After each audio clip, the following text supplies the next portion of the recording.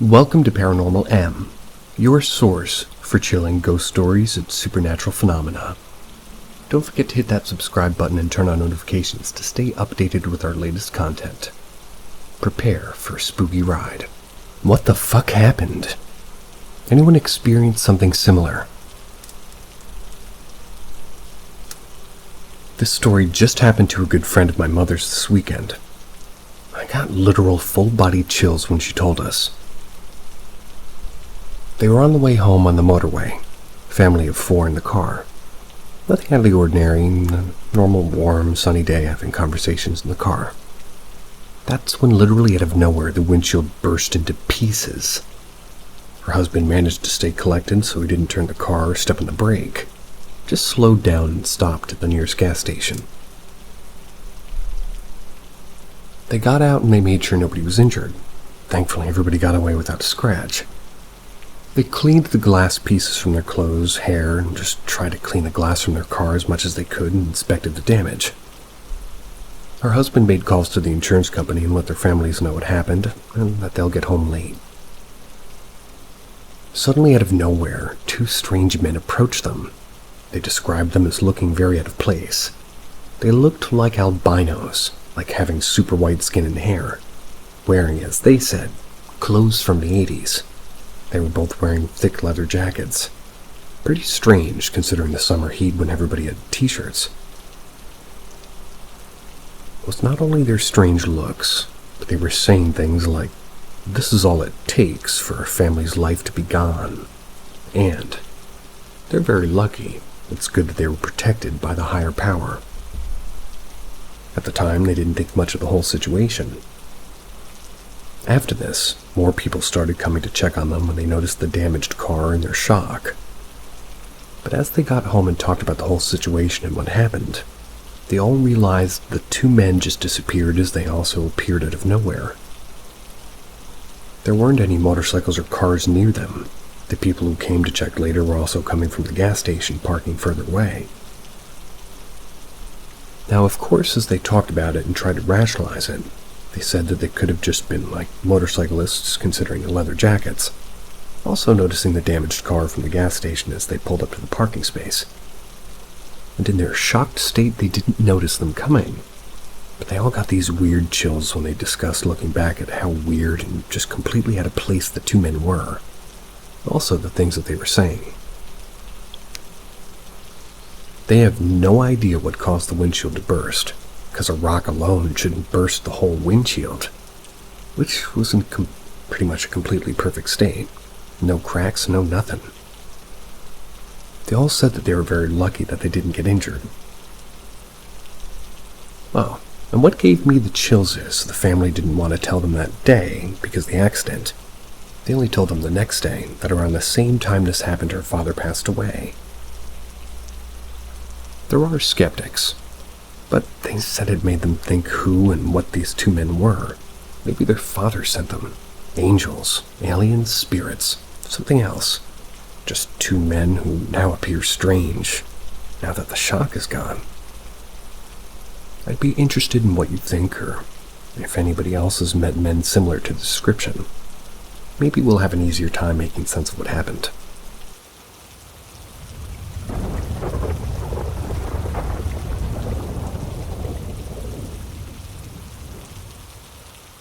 Unnatural dream.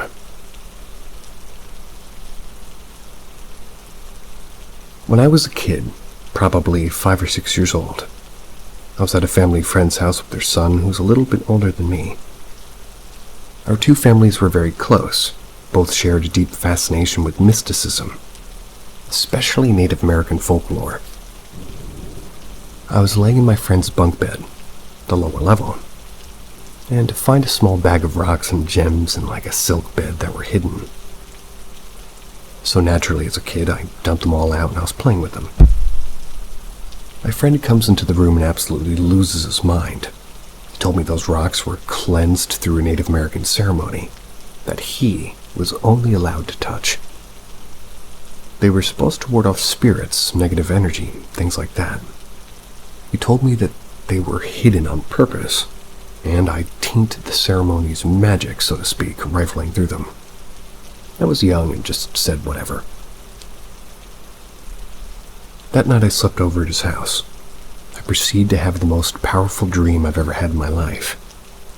I was so young and I can still play it back to this day, and I'm 30 years old now.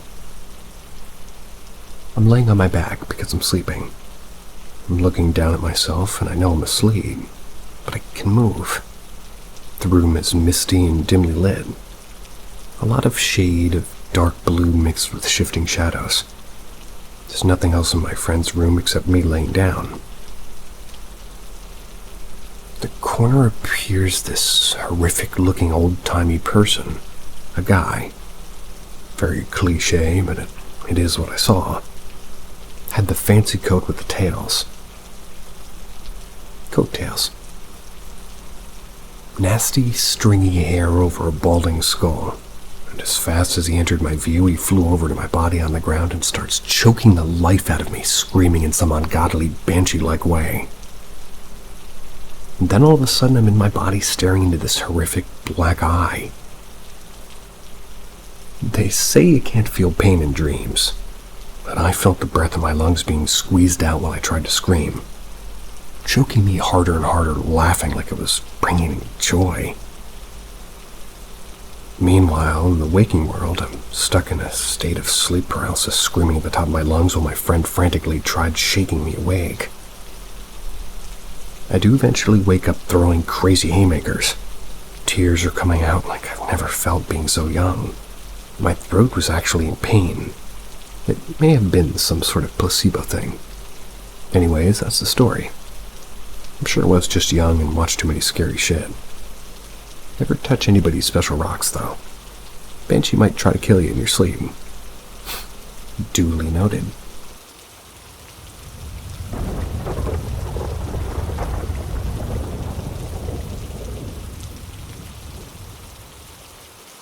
Eaton Canyon, California. Does anybody know if Eaton is haunted? I had a very weird, scary experience. Don't know how to explain it, but every time I go past beyond the first waterfall, it feels like somebody's watching me, like all the time. There's a cave between the second and third waterfall. That cave, I don't know. That cave, it always seemed like there was something lurking in there. Something bad. Something evil. I know when the last time I found a deer skull on top of a big rock across that cave. To be honest, I panicked a little. There and then I got goosebumps all over my body. My inner instinct told me to leave and get out of there and remain calm. There was also a rosary hanging at the cliff. It gave me chills, and out of nowhere, like a huge breeze hit me like it was telling me to get out. Not now. After I headed down as fast as I can before it got dark. Once I got down, the sun had set and it was pitch black. I swear to God himself, it sounded like somebody threw something in the water. But here's the thing. When you throw something in the water, if it's like a rock or anything, there's like a boop sound right after, you know what I mean? But nope, sounded like something like jumping in the water. And for a second it was dead silent. Bugs and birds went silent. The only thing I can hear was the river flow, and something just didn't seem right. I wanted to run, but it was so dark I couldn't really see. I remember somebody telling me, if you run, it will chase you. I took a deep breath, pretend that I didn't hear anything, and I started to walk down the stream. But I can feel somebody watching me behind me, and I can hear footsteps from far away behind me. I didn't want to look back. I just kept on moving forward. When I got to the bottom of the trail, there was a little river stream that you crossed to get to the parking lot. I shit you not. Out of nowhere, a hard breeze hit in the left of the trees and bushes. It sounded like something was rushing toward me. Branches were snapping and cracking. I stopped for a second. A branch flew past right by me. Stopped for a moment, stood my ground. Started praying in my head as hard as I could. I didn't see anything, but I felt an evil presence. I felt somebody touch my right shoulder, like it told me you need me to stop, like maybe just keep on moving. Sort of like tapping you forward. pretended nothing happened once I crossed that stream. Stopped the feeling, the presence, and I was able to breathe normally. I did go back to check it out, but the path to get there was ruined by a rock slide. So I left it at that and haven't gone back.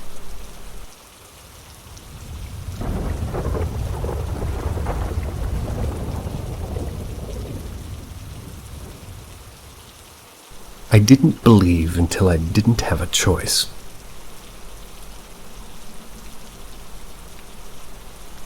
Part 1. The very, very beginning. When I was about 12, my mom married a really great man, Ron. This was the classic tale of a blended family. I was my mom's only child, and my stepdad had 2 sons of his own, one slightly older and one slightly younger than I was. Shortly after getting married, they had my youngest sister. We're going to call her Polly. Ron was super fun and the ideal stepdad. Imagine a kid trapped in an adult body, I guess. The only thing I didn't like about Ron, his family and his church. His family was super dysfunctional and toxic. His kids were bad.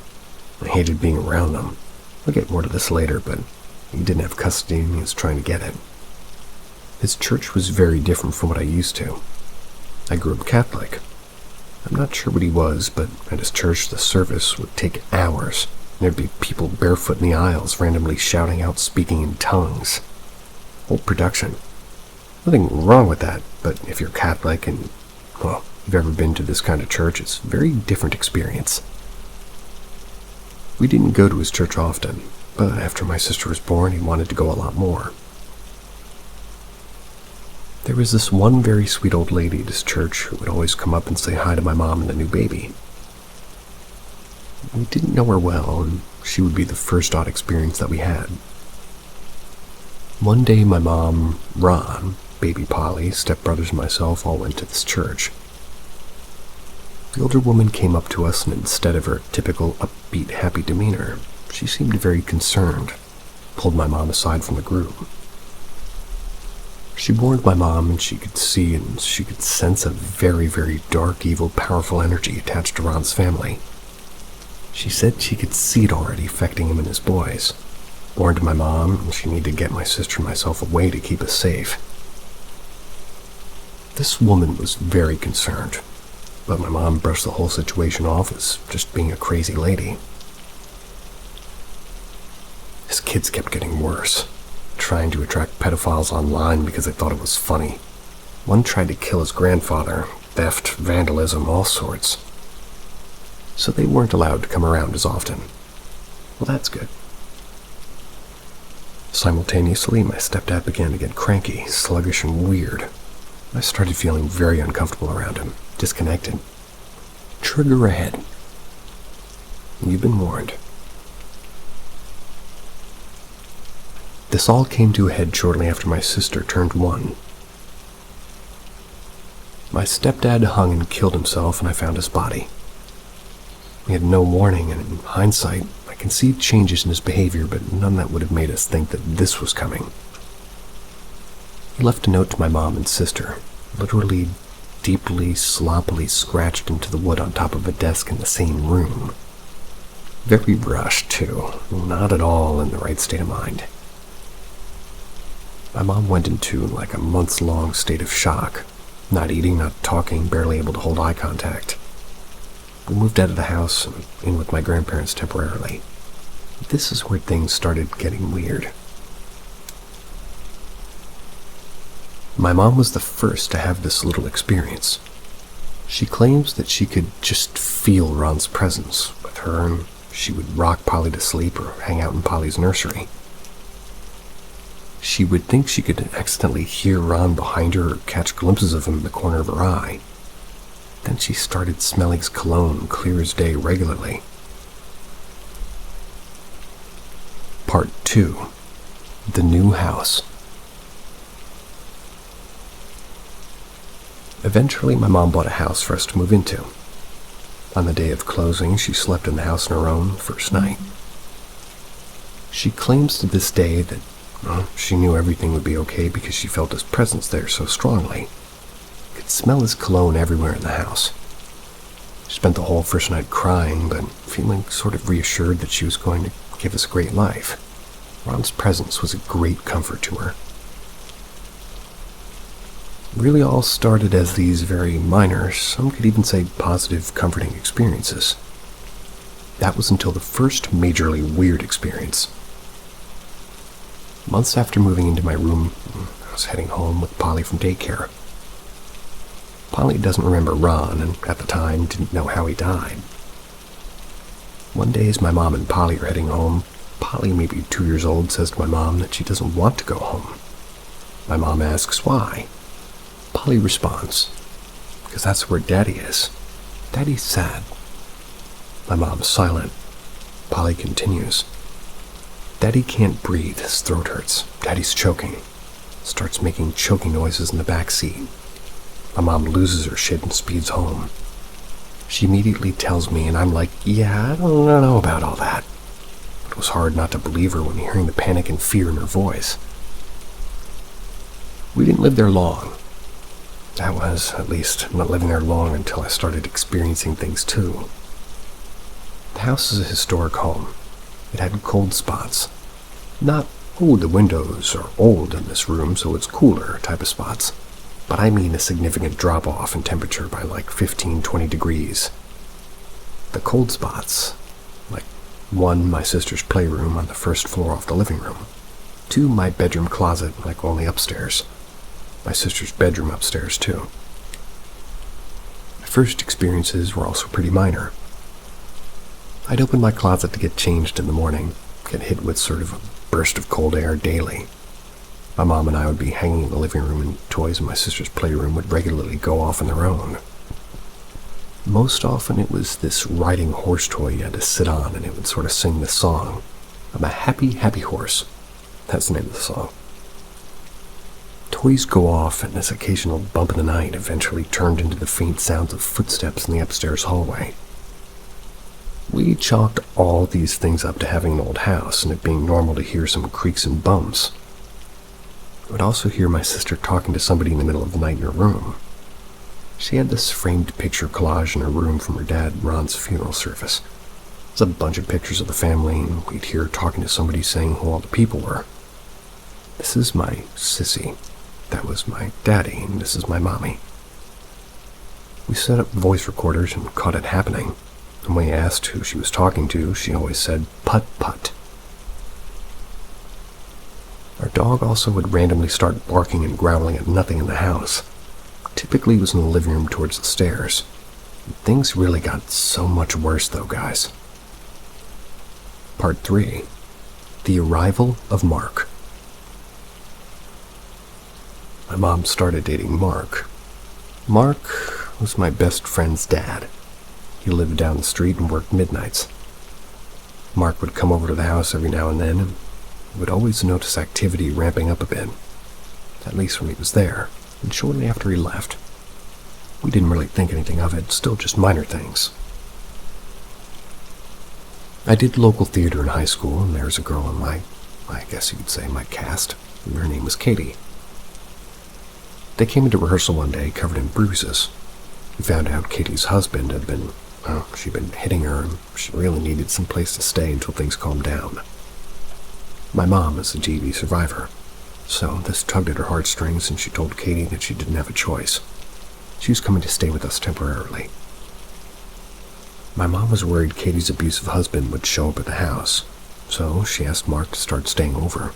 And keep in mind, Mark worked midnight, so during the day it was only him and Katie. After Mark moved in, things really took off. Katie stayed for a few days and then suddenly left. It was very hasty. We wouldn't find out until later that, why she left. It was because she was terrified of being alone in her house. She said she would hear things, see figures out of the corner of her eye, felt a very heavy negative energy in the house. She also said she felt like she wasn't alone, and that she was being watched. She asked if our house was haunted, and we laughed at the idea. Then Mark started having experiences, a lot of them. Mark is a very vivid dreamer. According to him, he started having some of the worst, messed up, violent, even sadistic nightmares that he'd ever had in his life. All of them were in our house. Some of them are so bad that to this day he won't tell us what happened. Eventually, he shared with us one particular dream, and he said Ron came to him and was really upset.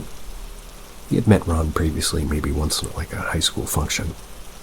In this dream, Ron was yelling at him, telling him that it was extremely important that he finds Tanya. Mark asked who the hell Tanya was. My mom and I were just mind blown. Tanya was one of Ron's sisters. They weren't close, and Mark never met her or knew about her. Yet he kept saying it was really important that we contacted Tanya. The next dream Mark tells us about had us questioning all the happenings around the house even more. Apparently, Ron became a regular in Mark's dreams, getting increasingly more angry and violent with each dream appearance. In the last dream, Ron was losing his mind at Mark about some sort of RC car and how it needed it, and Mark had to find it. My mom and I had no idea what he was talking about, so we contacted Ron's old best friend. The older best friend knew exactly what we were talking about. Apparently, Ron had a little RC electric car he'd always take apart and put back together to make it run faster. Eventually, it just went into a box in the basement. My mom and I never knew about it. The car was like well before our time in his life. The best friend asked if we knew about it, and I was pretty shocked to find out it was via my mom's new boyfriend's dream.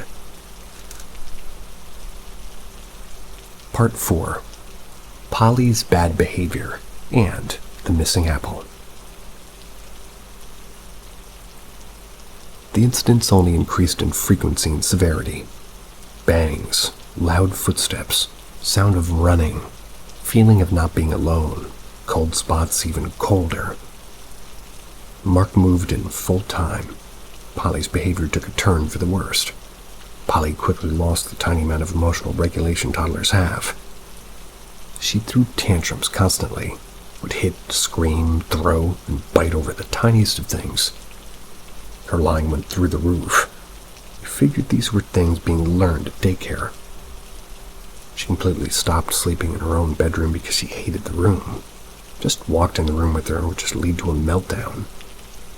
She would occasionally sleep in my bed with me, but I told my mom I couldn't do it any longer because every time she sleeps in my room with me, I have very weird and very violent dreams. She started sleeping with my mom instead. Other than the weird dreams, bad behavior, and the car accident, or incident, I guess, the first truly odd experience with Polly would be with her and the missing apple. Polly loved fruits and ate apples regularly. We had a finished basement and was rarely used because it felt kind of weird down there, but we had some of her larger toys there. One day we gave Polly an apple for snack, and later that night remembered that we didn't get it from her to throw it away. My mom kind of got super paranoid about bugs and it's going to be bad, so she asks Polly, "Where's the apple?" Now, Polly had this tent thing that she played in the basement. She always told us that Jesus lives in her tent in the basement. We just said okay and rolled with it. But when we asked where the apple was, she told us that it was hanging out with Jesus in her tent and the bad kids came. No clue who the bad kids are, but she would also tell us that there were bad kids in the basement. Polly was adamant that either the bad kids took her apple, or that Jesus gave the bad kids the apple. We searched the house and garbage can from top to bottom thousands of times, and I'll be damned, never found that apple. Polly is 13 now and still says that she remembers the bad kids in the basement, still adamant that they took her apple. My mom practically interrogated her about it as a child. Whenever she would be bad, she'd blame the bad kids and said that they told her to do it or that she didn't do it and it was all them. And her behavior just kept getting worse.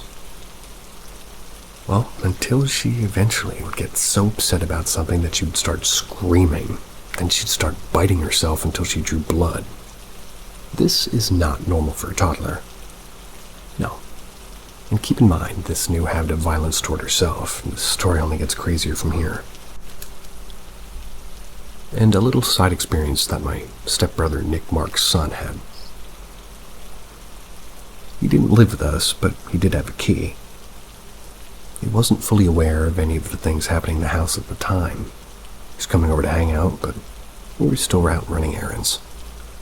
He said he would just wait for us inside. He swears on his life that when he walked inside, he clearly heard my mom's voice calling for something in the basement.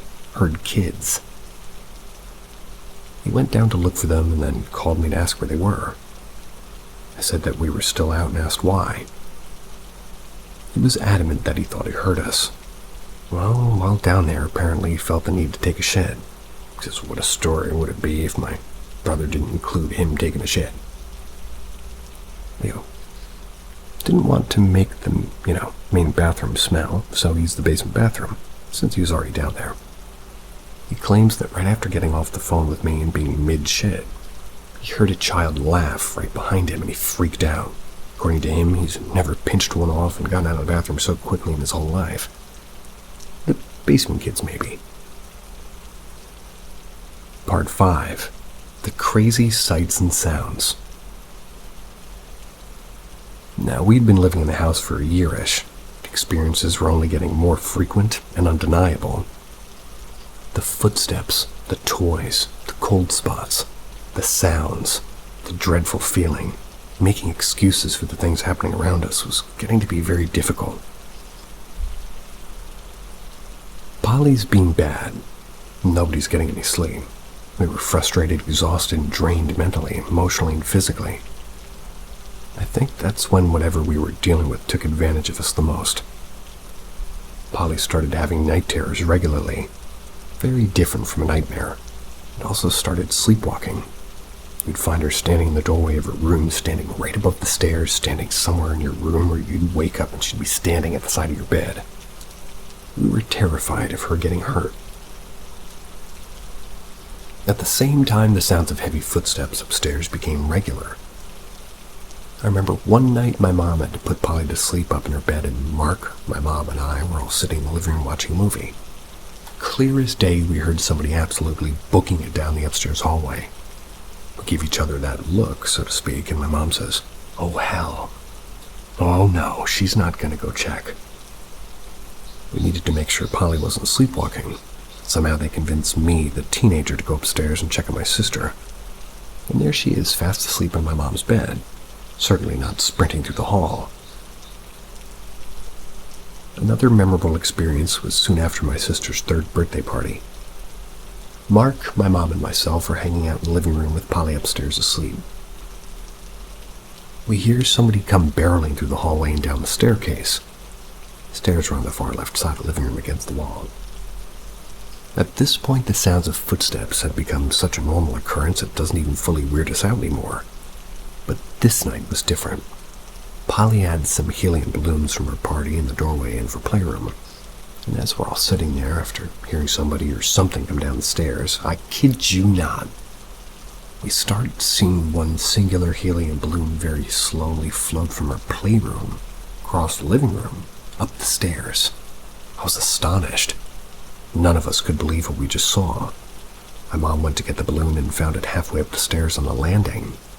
To this day, I get goosebumps when I remember this moment. And that was my first sighting, but it wasn't the last. It wouldn't be long until we were seeing figures. The first time I saw a figure was in the upstairs hallway. I never typically kept lights off when moving around in my house. You could turn the upstairs lights on from the living room, and I hated the dark. My room was immediately at the top of the staircase, and my doorway's on the left-hand side. I was in a rush to grab something from my room, so I ran up the stairs with the lights off. And that's when I saw him. Standing directly in front of me in the hallway was a man, probably 6'5". It was early evening, but still dark, and I remember thinking my eyes were playing tricks on me. I stared at him for a few seconds and felt the fear welling up inside of me. When I snapped out of it, I went to flip a light on. He was standing directly next to the hallway's light switch. I was not about to move closer towards him. I reached my arm inside of my bedroom and quickly flicked the light on. And he was gone. Never saw him again. 2 other people had definite sightings in the house. Mark and my mom. They also had a weird sound experience together. Mark had 2 sightings, and his first one may be my favorite of all the sightings. Like I said before, he did local theater in his high school, so sometimes I would get home very late at night. Mark, my mom, and Polly are all in the master bedroom in bed. That's when Mark says to my mom, "Oh, I didn't know the OP was already at home. She must have just got in." My mom looks at him confused and says, No, they just left the theater. She'll be home in like 30 minutes. Mark is adamant that I must already be home because he swears up and down he just saw me in the hallway outside of the bedroom door. Almost like I leaned over and just peeked my head and part of my body inside of the room. Mark's also so convinced he saw me that they call me and I confirm that I'm not at home. I'm on my way home. When I eventually do get home, Mark thinks that we're messing with him. He thinks that I've been there the whole time. And he has me in their doorway reenacting what he saw. And then he goes, "Huh, no, it definitely wasn't you. You're not tall enough. Whatever I saw took up the whole doorway." Now, I'm not really sure why Mark seemed to think that I was that tall, but it's consistent with my sighting of a very tall man or thing. His next sighting was not nearly as exciting. We had one of those old school attics that you'd sort of pull down the string and the ladder falls from the ceiling. Then you climb up and lift that wicked heavy door at the top and get in. We kept holiday decorations in the attic. Mark says that when he opened the attic, he saw a tall, dark figure bolt from his eyesight behind a stack of boxes. Mark closed the attic door and got the decorations down another time. Now my mom's sightings. She's always stuck to the same story. It makes me believe her and also question what kind of mother she is. Remember how I told you nobody was getting any sleep? Well, my mom was regularly waking up around the same time every night. This turned into a tradition of hers going downstairs for a glass of orange juice. Go back up to bed and typically check on us kids too. We all sleep with our doors open, so she would just kind of look in. You'd walk up the stairs, my bedroom was immediately on the top left side, and bathroom across from my room on the right side, Mom's room at the end of the hallway on the left. Polly's room's at the end of the hallway on the right, obviously. My mom claims up and down that she woke up in the middle of the night, flipped the hall light on, headed toward the stairs for orange juice. We had to put the babe gate up due to Polly's new sleepwalking habit, so she had to stop before the stairs to open it. Right when she reached the top of the stairs, something caught the corner of her eye. She saw a tall, dark, black figure in my room standing at the end of my bed facing me. She stood there for a moment, looked at it, said to herself, "Nope, I'm half awake and delirious. I'm not there." She goes downstairs, gets the orange juice, and upon her walking back up, she says she reaches the landing and clear as day sees the black figure run from my room through the hallway and into my sister's room. Sister was not in her room. She says it freaked her out so much that she just immediately ran to her room and got back in bed. Thanks a lot, Mom. You're not kidding. Around the same time, my sister got pretty sick. It was miserable to sleep with, like tossing and turning and burning up. My mom and Mark were in bed watching TV with the dog. Polly had been put into her room for the first time in a very long time to see if she could actually sleep there. Mark and my mom claimed that as they were sitting there, they very clearly both heard, "Where is she?" spoken out loud. They looked at each other and immediately started trying to deny. My mom asked Mark, "Did you hear that?" Mark says, "Hear what?" "The dog's stomach?" My mom says, "The dog's stomach? And what did the dog's stomach say, Mark?" Mark responds, "Where is she?" They both freak out and run to my sister's room, grab her, and put her back into the bed with them. Part 6. The Attack. Here's where things take a bad turn. Remember how nobody's sleeping and everybody's having issues sleeping? Well, I started to get really bad sleep paralysis. I had never gotten it before, but it became a regular occurrence. One night in particular, I woke up and couldn't move. I was sleeping on my stomach, so half of my face, being my right cheek, was on the bed. I remember knowing that I was dealing with sleep paralysis and I needed to snap out of it. I started seeing the room around and behind me glow red, and I could see shadows on the walls around me just out of sight. I heard 2 voices, neither of which I would describe as being human. The first voice was on my left side, and it was very deep and guttural, almost growly. It repeated something over and over in a very rhythmic-like chant. It wasn't English. It sounded like no language I could recognize other than maybe Latin, which we would hear at church. The other voice was higher, grainier, and sounded more agitated. It was like the higher voice was sort of egging the lower voice on, and it also wasn't in English. It was then that I felt the most insane pressure on the back pushing me down into the bed. I remember thinking at this point how I knew that I was in sleep paralysis, like it was likely to just be a dream even though it seemed so real. The harder it pushed me, the more difficult it got to breathe while the rhythmic chanting only got louder. I remember starting to cry and genuinely thinking to myself that I was going to die. If you've ever been in a situation where you genuinely thought you would die, knowing that like of a feeling which, let's just say it never leaves you, it sticks with you. I tried to move. I remember straining to scream or just trying to make some sort of noise, anything. I was stuck. I was helpless. Whatever this was going to kill me. I began begging God in my head to save me, and not even religious, but here I was praying. All at once it stopped. I remember feeling my heart pounding in my chest, and unlike other bouts of sleep paralysis I'd gotten immediately after the chanting and pressure stopped, I could move. I never had to wake up out of it. The next morning as I got ready for school, I was terrified. I broke down in tears telling my mom what happened as we got ready for the day. As I was changing my clothes that morning, she walked by my room and stops me. I had scratches on my back. Not deep ones and no bleeding, but red scratches all down my back. People, I promise. I'm not lying. That same day, my mom gets a call from my little sister's grandmother, Jen. Jen is a bit freaked out. Says that she needed to call my mom to see if we were okay. My mom wants to know why she's asking, and Jen proceeds to tell her that the night before she woke up in the middle of the night to see a tall, dark figure standing at the end of her bed. She felt frozen and immediately felt like a deep sense of dread. She started feeling overwhelming pressure on her chest, and this pressure was pushing her into the bed. She said for some reason all she could think about was her family, and she yelled out for it to leave her alone, and it just disappeared. She needed to call us and see what was going on. She had no idea about the other experience that night, or about any of the other things happening in the house. And this was too much of a coincidence. We couldn't rationalize it, we couldn't explain it away.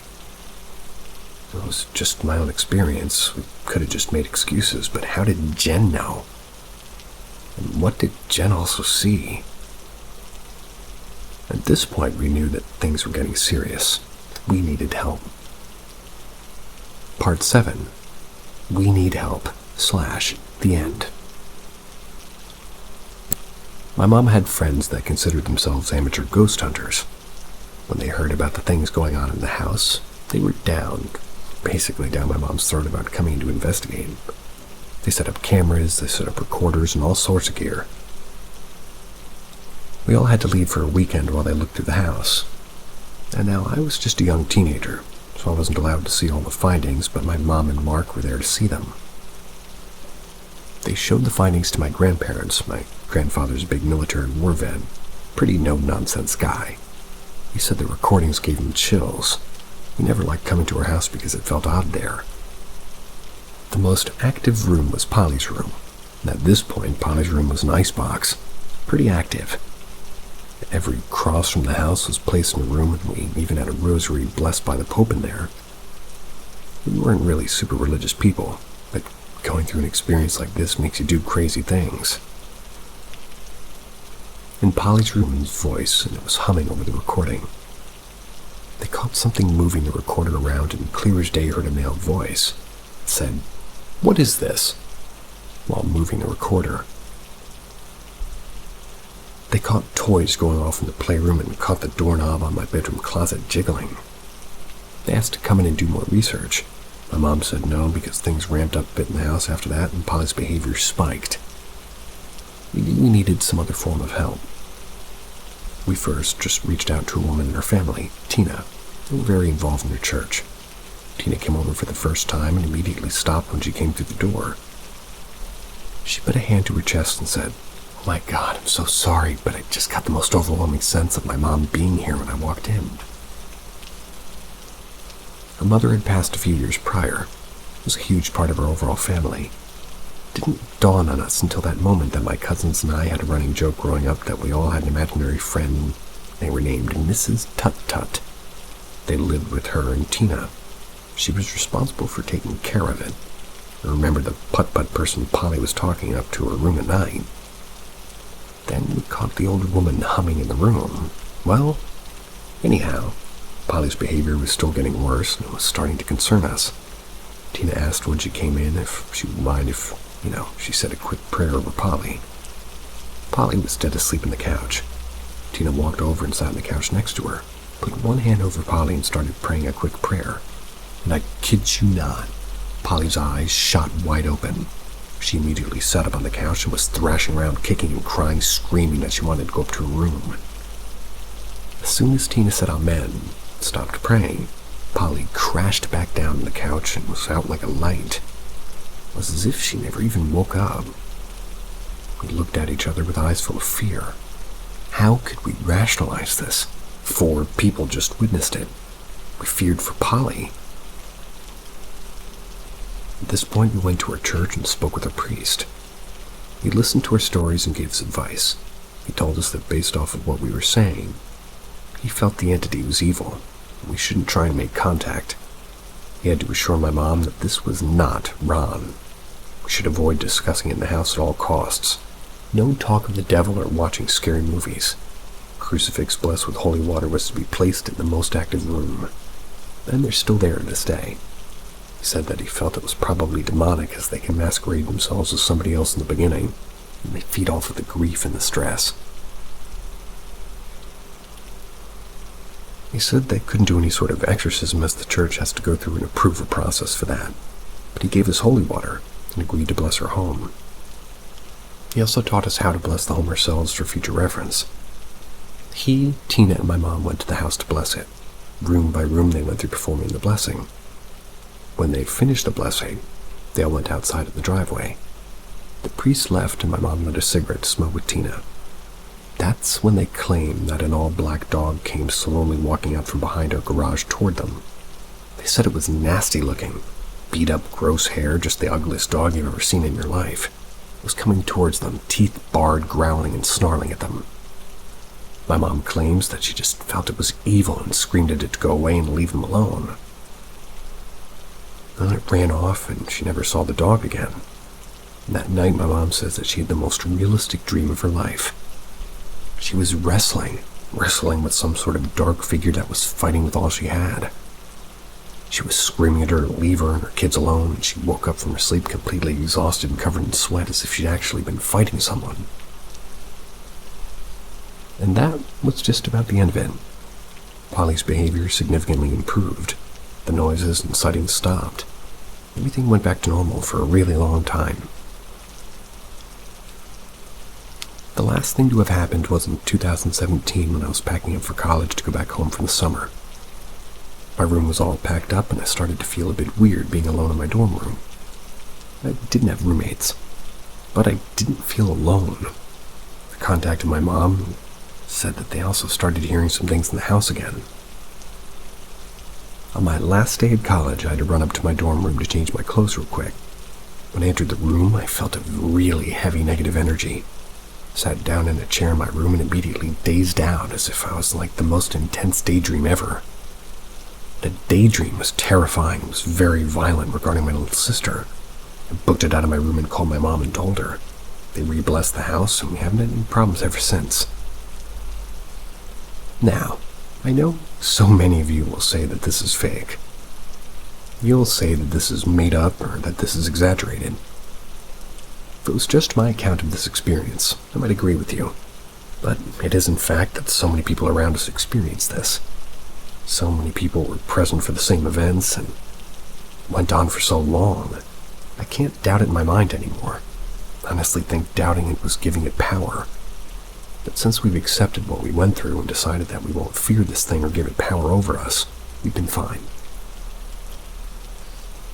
For those of you who will say post the videos or the recordings, well, My mom's never even let me see them, so I got no access.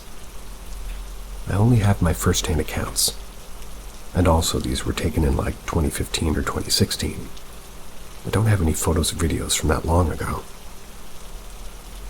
But ultimately, I hope you all found your haunted house to be some sort of escape or some sort of entertainment.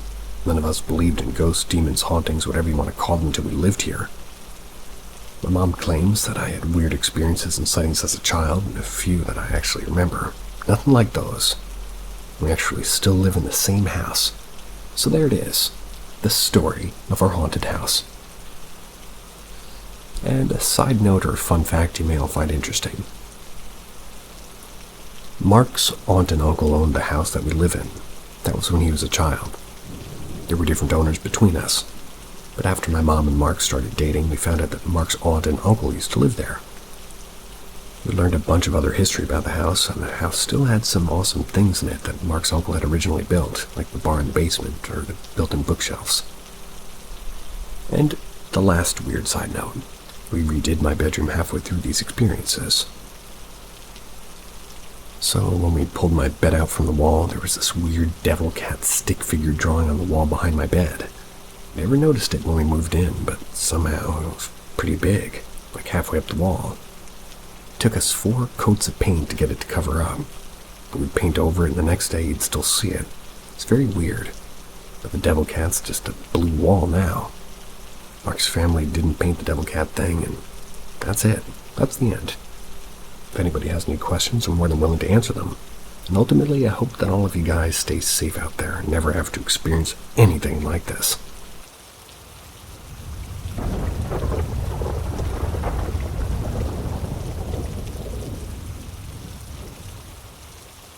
Woman in the Reservoir. Me and my best friend came at the time from some abusive home lives. As such, we often sought refuge in the woods near our neighborhood. We did this because during the day we would be free of our abusers, and the adults brushed this off as kids being kids. On a particularly bad night, my drunk father invited his motorcycle gang over, and they were all terrible drunks themselves. They kept coming into my bedroom trying to find me for reasons I never learned. I hid away in my hamper, buried under my dirty clothes until they seemed to have given up or gotten too drunk to care. Quietly, after about an hour, I came out of the hamper and snuck out of my back window. We lived in a slab ranch-style house. The back window went to our backyard, which was unlit and sealed with the exception of a small gate that was blocked by their bikes. I snuck over the back fence, picked a corner, and climbed over it. I tossed myself to the other side. The neighbor behind us watched me cut through his backyard, as he had many times, and let me be. We lived in a village, so everybody knew about my dad, but would never really do anything about it. I ran to my best friend's house a mere 2 blocks away. When I arrived and tapped on her window, her own abusive parents were asleep. Since I couldn't come in and she didn't want me to be outside alone, she climbed out of her own window. The 2 of us walked to the woods. We settled next to a water reservoir meant to store rainwater in case of flooding. We sat on the hill far from the road's view. She pulled out some snacks and began conversing as teenagers do about this and that. It was about 20 minutes later or so that we heard shuffling from inside of the reservoir. We thought maybe a deer had jumped the chain-link fence. Rare, but possible, so we ignored it at first, but then it got louder. It was unusual movement, like a dragging, almost a scrape against the brush, though these woods were usually empty, especially near the reservoir, save for, typical animals. We became concerned that maybe there isn't another human, like maybe around out to spook us or even worse. So we slowly gathered up our snacks and moved from sitting to the crouched position. Once we stood up, we could see what looked like a woman laying against the side of the reservoir's wall, at a steep incline made of brush and thin twiggy trees. My friend and I became concerned. The state of her clothes, a light-colored dress, and had tears and dirt everywhere. She herself looked soaked, despite it not having rained in months, typically for mid-November in my state. "Are you okay?" my friend asked her in her direction. "Do you need help?" I asked after a bit of silence.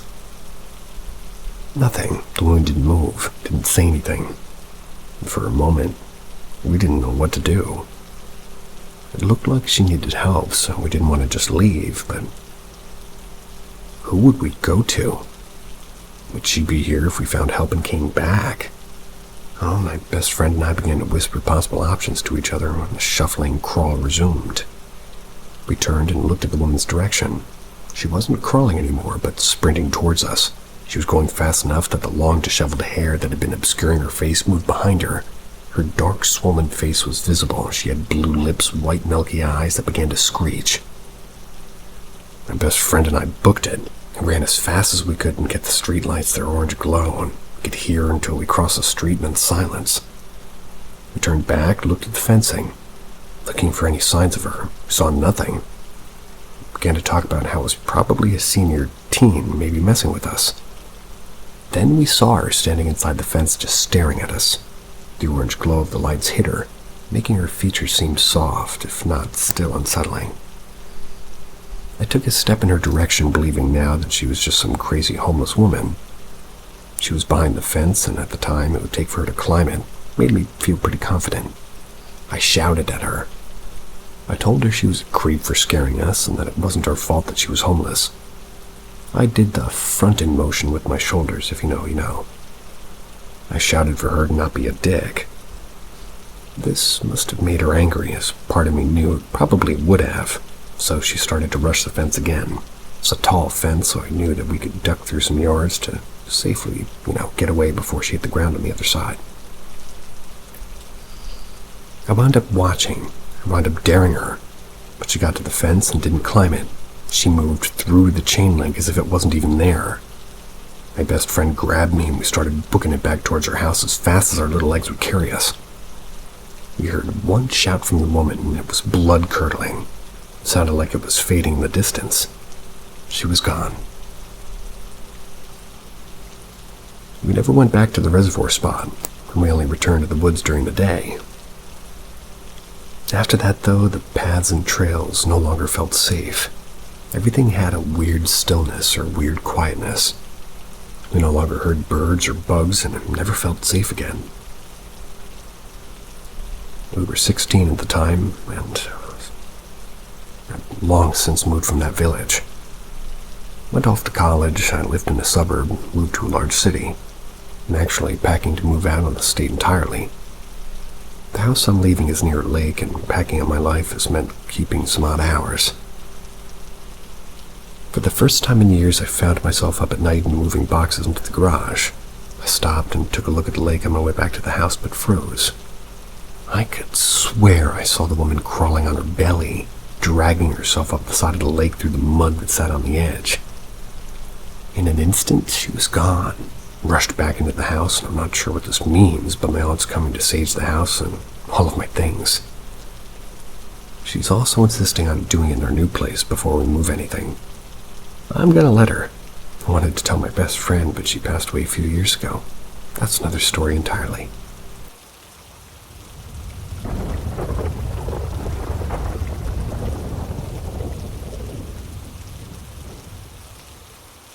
The bell ringing in the toilets. From the ages of 4 to 6, I had the chance to live in the sub-prefecture of Douai in northern France, in the residence connected to the administrative building. As you may know, public buildings all look like large bunkers due to the wave of concrete renovations that followed the post-war period. This house was no exception. It was a gigantic blockhouse of about 300 meters squared with a bunch of bedrooms and bathrooms everywhere. And from my research, it was rebuilt in the 1960s.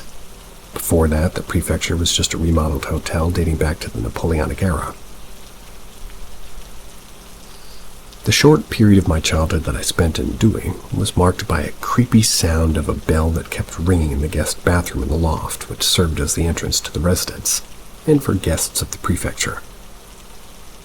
I still clearly remember the jingling of the bell, which seemed to be vigorously shaken at random times when I was alone in the house. Of course, nobody ever went to that bathroom, and the entrance only had a curtain instead of a door, so you could easily hear the sounds coming from it without being able to see directly inside from the loft. Naturally, I never dared to go there, knowing that the idea of approaching it petrified me. And every time I told my parents to go check, my dad would take me with him to reassure me. But nothing ever happened. So, I spent 2 years in that house, avoiding the loft as much as possible and never once using the bathroom. And my mom, unlike my dad, seemed somewhat reluctant about that bathroom, being rather superstitious. The sound was clearly neither mechanical nor automatic. You could distinctly hear a hand shaking the bell, varying the rhythm as one would naturally do. The sound seemed to be literally calling me, since it repeated whenever I got closer. Of course, there was nothing resembling a bell inside that bathroom, which eventually led it to being dubbed the Little Fairy Bell Bathroom, as a way to mock me whenever the opportunity arose. Today, I'm 25 years old, and everybody else, I follow the horror trend that's taken over YouTube in recent years. Can't recall if it was a video by Lartichat. I'm sure I'm saying that wrong. Or Mr. Balin, or Ballin, however you say that one. I know it's awful that I don't know these people. They mention a bell that was attached to lepers in northern France during the Middle Ages to distinguish them without getting contaminated. It seemed that this object has remained deeply rooted in Picard and Norman cultures. Have you ever encountered this kind of auditory apparition? Are leper ghosts a reoccurring thing in the north?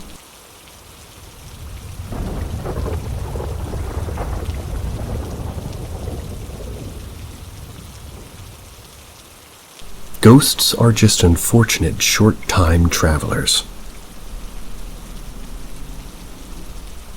What's the theory that says ghosts that we see are just us and somebody else jumping together into a dimensional time anomaly on the same spatial coordinates for a few seconds before disappearing and going back to its own?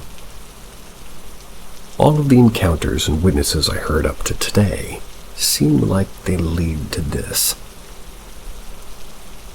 I tilted when some child imitating a ghost with some white sheets ran behind me and terrorized all of the friends in front of me. I feel like ghosts or spirits couldn't be stupid enough to cosplay ghosts themselves, so we all agreed to call this kid from 17th century, because the little dude looked like, well, medieval. My friend, who also witnessed some some medieval-like guy who was watching him going to his car. Dude looked terrified as my friend from the window of his house, which is quite old. Of course, nobody was there. My grandma also saw some 19th century-like dressed guy spawning in her room, checking the TV like, the fuck is this window? Is it what we call residual activity?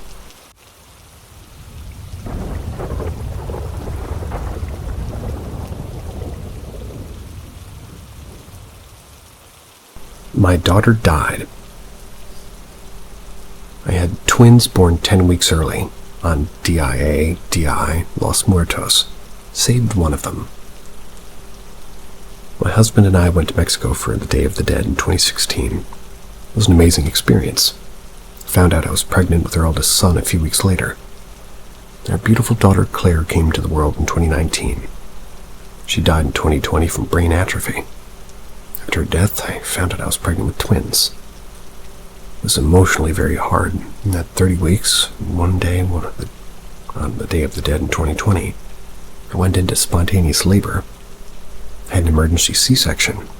Turns out one of my twins, boy/girl twins, girl twin A, had a true knot in her umbilical cord. My OB told me that had I not spontaneously gone into labor and given birth, my girl twin would have most likely passed. Now my twins are 3. My daughter's obsessed with Halloween and ghosts and skeletons. We live in a country that doesn't traditionally celebrate Halloween, but that's always her request when watching something on TV. It's probably a coincidence, but logically I know it is, but maybe my Claire was watching over my twins and something else in the universe knew the twins had to be born. Another odd thing is that when Claire died, we told her older son that Claire painted the sky pink at sunsets. I stopped saying this after the twins were born. One morning, the sky was pink, and my girl twin stood at the window and said, "Look, I painted the sky pink." I hadn't mentioned Claire painting the sky ever to her. I liked that.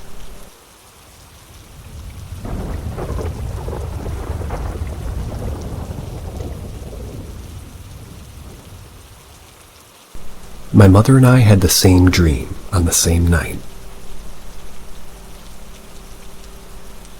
Back in 2020, I was staying at my mother's house for a few weeks while I was in between apartments.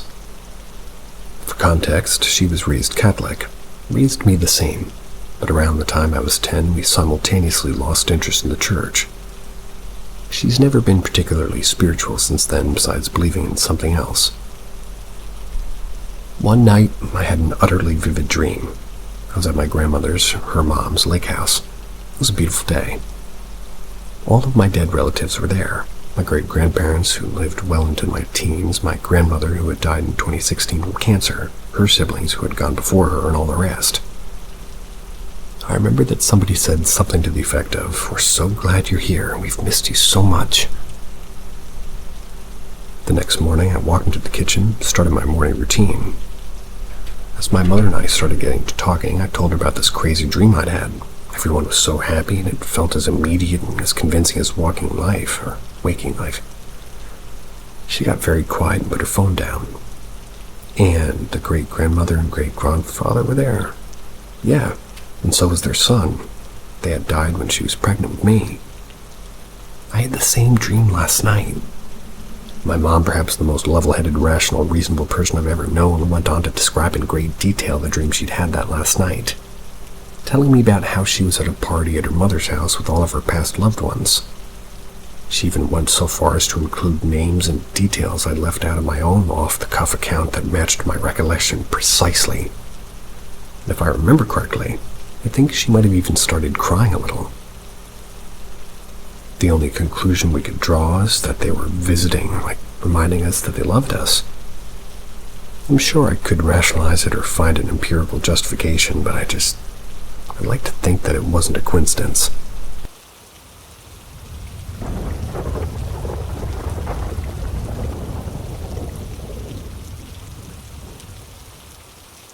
Fire alarm voice spoke up to protect my cat. This one sounds juicy.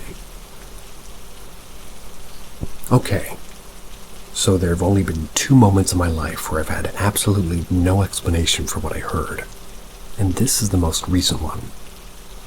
I am both a critic and a believer of everything and nothing, so generally I can find a rational reason for most of my experiences, but I want your feedback here. Last week I was preparing to leave on a trip. My cat was getting anxious seeing the suitcases, so I was telling her that she was going to be alone and everything would be okay. I said, "Someone's going to be here every day to visit you." And the Nest fire alarm in the corner of the room said hi. Now, I know that obviously tech is going to glitch, but folks, this fire alarm never ever talks unless I'm in the app using it, or obviously if there's a smoke or an emergency. I've never once heard it say hi, and I've gone through all of its prompts and updates. So what do you think of this? Was it something trying to, tell Sushi and I that she'd be extra not alone? Well, I don't know about that, but I'm also here to make you feel extra not alone, if that's worth anything. See ya.